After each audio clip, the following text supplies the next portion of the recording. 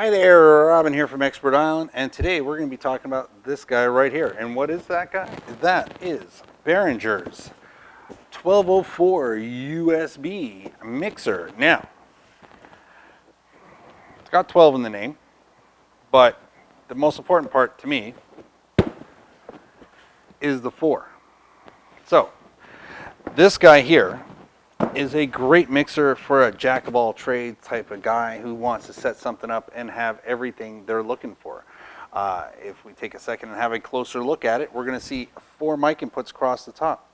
We're going to see 4 compressors. Huge deal because compressors cost money. So what are we talking about? We're talking about a mixer that's really well set for, let's say, a studio, a home studio, garage band, anything like that. Or, if you're just a 2-piece or a 4-piece band and you just need some basic connections, this is going to do it. But most importantly, if you're a rock band, if you're anybody who's really like, when you're singing, your voice is just pumping out there, and you've got, other guys singing, and the same thing's happening across the board, and it's a race with who's going to be louder, this is great. That's what compressors are for. Now, this mixer also features a lot of knobs and buttons on it. So when we look at it down here, we've got a row that says auxiliary on it and a row that says effects. Now this machine actually doesn't have effects built into it, but you can bank up 2 of their FX, let's say FX 2000 effects boards, their processors, so you can put in all kinds of multiple effects. Now, one of the big things about this that I like is that it's sliders. So if you're setting this up and you have to glance at it from a distance, like, ooh, where's the mixer set up? Well, there you go, no problem. I can see that. That's what sliders are for. Sliders are built to be conveniently looked at. Is a channel on? Is a channel off? That's why you see sliders instead of knobs. Now, that being said, we've got a lot of them. So let's cover what we have on the board. So we'll bring this over to the side camera here, and we're going to see that I did hook up 1 microphone. I've got a condenser Marantz Pro 2000 set up here, so we can do some sound testing with it. So if I slide this channel up here, you're also going to hear me now on the Marantz as well. So we'll slide this guy back down. And then from there, if we start at the top, we've got our XLR, we've got our 1/4 inch balance or unbalance. We've got our low pass, so if I push this off and I turn the mic up, you're going to hear the air conditioner. In this case, it's heating the building, running in the background. If I press this, it will cut it down a bit, and that's what's going on there. We'll slide this back down. The next one here is our compressor. Sorry, we missed one. There's our gain control, and I've got this set right now at basically 12 o'clock. Then we come down, we've got our compressor. Then we've got our 3-band, as they like to say, a European EQ, which are basically knobs. So you've got your high, your mids, your lows. And then you've got what they tag first as an auxiliary and then an effects. Basically, it's channel 1, channel 2 for our send and receive options. And I'll show that to you up on top in a second. Then we also have on the first 4, there are panning adjustments for our left to right, and then our balances off for the next 4 channels off to the side, or 4 groups off to the side. So that's all going to be here. And then we come down to the bottom. We've got our sliders, nice, smooth. I have to say the buttons are always nice and chunky, and you can't hear anything when you're actually using the channel. When I slide this up and down all I want, you're going to hear me. You're not going to hear any static or any background noise from the slider itself. So that's what's going on there. Now, this covers the first 4 channels, and then we've got channel 5 and 6, and then we got channel 7 and 8 over here. Now, the next one, we've got the alternate 3 and 4, because this is when they say that the model is the 1204, it's because it has 4 lines going out of it. So we've got a 4 sub or a 4 bus system. So that's what's going on right here. Now, this also happens to be where I hooked up my studio mic. It was the 3 and 4. So this way I have to push this button down. Now it also says mute. What is it muting? It's muting if I wasn't using this channel and I'm trying to drive it up on this channel here. So that's what's going on. So this right now is running on 3 and 4 instead of on the main. Now we also have headphone input, which is what's going on up here in this little cluster. There's 3 buttons located next to the headphones, and that's because this machine does a lot of things. So we've got our 2-track / USB, so we have a USB input on the top of it, and we also have our 2-track input on top. So our 2-track is located up here, and that allows us to hear it on the headphones, and if we want to have it go to the mains, that's the other red button down here. Now, for the headphone option, you have 3 ways, or you can have any combination thereof. I can turn them all on if I want. For the 2-track USB, the alternate 3 and 4, which is what we have playing on the headphones right now, and the main mix out. So you can be selective of what you want to listen to on the headphones. So, back to the first channel, and we're going to have a full look at what these 2 knobs right here do. The red ones and the blue, the red ones and the orange ones. Now they do that to really help designate what we've plugged into. Again, it's all to make it convenient at a glance. So when you're looking at the mixer and it's all played and switched and everything's up and the knobs are turned, it's just easier to see. So if we look at the actual mixer and we go, well, what are these knobs going to do for me? Well, if I have also purchased 2 of the FX 2000s, let's say, or the Mix 800, or the any of the other processors, and you can have something else, it allows you to plug into the top of the board. Now, on top, we see a whole nother grouping of input jacks right up on top. So I'm going to unplug the headphones temporarily. And what we have here are 6 plugs. Now, these 4 are grouped as, and they're called stereo auxiliary return. So they're in, there's sound coming in. The ones beside it are the AUX or auxiliary sends. So they're going to take what's coming out of the board. So from this particular channel, by me turning up number 1, it's going to send out the signal to here.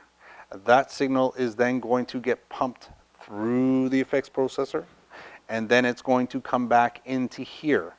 Now, if I wanted to repeat that for a second processor, so I want to have 2 different effects on 2 different mics, well, then I can go on my next mic, turn up the orange knob, and use the channel 2, the auxiliary send. So I'm going to take from here, go to my effects, and then come back here. And that's what's going to happen right there. That's how we use an external effects board. Out and back in again, and then that leaves us right into the actual system, right back into the line, just loops right in there. So that's a nice way to get all the effects on 1 and 2, and that's what these knobs are going to do. You can layer it if you really want to send it through again. Now, to give you more detail, to make it even better, they add a whole nother set of red and orange knobs over here. We've got the auxiliary send option. This is going to control the output of the 2. And then the auxiliary return. This is going to control how much input of the 2 we're going to have. And then on top of that, they say this can be the option either for the main or for the alternative 3 and 4, just by pushing that button. So that's what's going on there. So we've got controls for the channel 1 on this side, and then we've got controls for channel 2, and then we also have auxiliary send options right here as well. So it allows me to control how much the sound is going to go out and how much is going to come in. So I can send it out here, bring it back lower here, or vice versa. And people ask, you know, how should I adjust it? Well, play around with it. Start in the middle and then bring 1 up, 1 down. The idea is it's going to, you're going to refine the sound a bit. It may be better to send it out with less and have it come back with a little bit more, so this way more of the effects have built up on top of it, or maybe you just don't want them to be as predominant. And then how loud the actual overall effects are going to be played by is going to be by how much of these knobs you play into your overall mix. So that's what's going on here. Now it just repeats itself over and over and over again, so we don't need to go through each channel that way, but we do need to know what each ones are going to do for us. That's why they color code it, they make it easy enough, and they try and make it as redundant as possible across the board. The only knob that stops is the compressors, which again, like I said, is the most expensive part of any mixer, is the compressor. So a lot of brands either don't give it to you at all at this price point, or they give you only a couple of them, or they give you an alternative and they say, well, we're going to give you an effects, because amazingly enough, a basic effects package costs less than 4 or 2 compressors.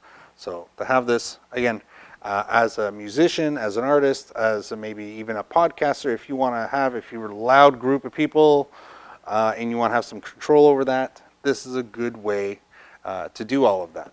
Now, I think we've covered all the knobs on it. I'm going to say some icing on the cake. If you're going to rack mount this system here, it does come with the wings. Now, again, other brands, some companies don't offer this at all. Some companies offer this at a premium, so you have to pay extra for this. This is actually in the box. When I unpacked this unit, boom, this came out of the box. So that's real nice, something that was unboxed with the unit. I use a regular power cord, no worries there. On the back side, we've got XLR, so if I take it off of here, we've got ourselves XLR connections for our main outs. We've got 1/4 inch for our alternative 3 and 4, and our control room is also 1/4 inch. Switches for both the phantom power and the main power on the back, so you can actually turn the mixing board off. And for everybody who always asks, we're going to turn this up here, and we're going to turn off my set here, so this way we can now talk about what everybody gets dazzled at this point.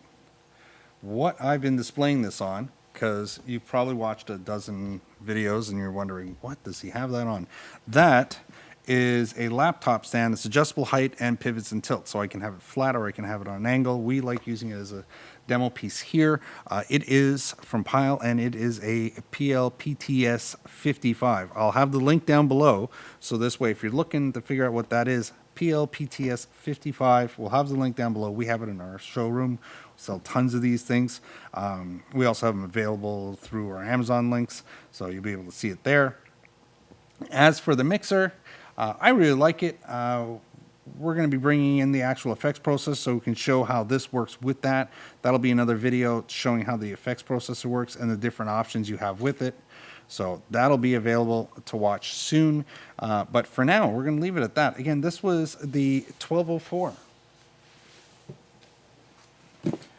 1204 with USB. Now, there's a software package that comes included. We're going to save that for another video as well. That's going to make it a little easier to see because that software package works for a whole bunch of other things as well. So right now, we've been listening to it on the actual microphone. So this is the Marantz. And if you're wondering the arm that we have it on, because people ask that as well, this is a PMKSH04, again from Pyle. I like their accessories. They're really well priced. You get a lot of bang for your buck. This one actually 6 inches longer than the generic brands that you might find on Amazon or anywhere else. Nice part is the cable is pre-run for you, so you don't have to run the cable, so you end up with a very nice arm. It makes no noise. It's very stable, and you can increase the tension on the assembly. So if you have a really heavy mic, you can increase the tension on it, so it does a good job. Finger tight screws. Again, these are things that we have on our table all the time, and people, we talk about mixers and people ask about it, so I figured I'd let you know what all these pieces are. So there you go. So again, Behringer's 1204. We're going to be reviewing a lot more Behringer products over the next months, so stay tuned for that. Remember to subscribe if you haven't already. If you have, thank you very much. Also, you can hit that bell if you want to know when the next video is. And we'll call it a wrap. If you want more details on this, you're going to find it down below. There's probably a video on the screen, so if you want to watch more videos, there you go. You're going to see them as well. And don't forget, if you'd like to find out more about this, we'll have the links for you at the bottom. See you next time. Bye for now.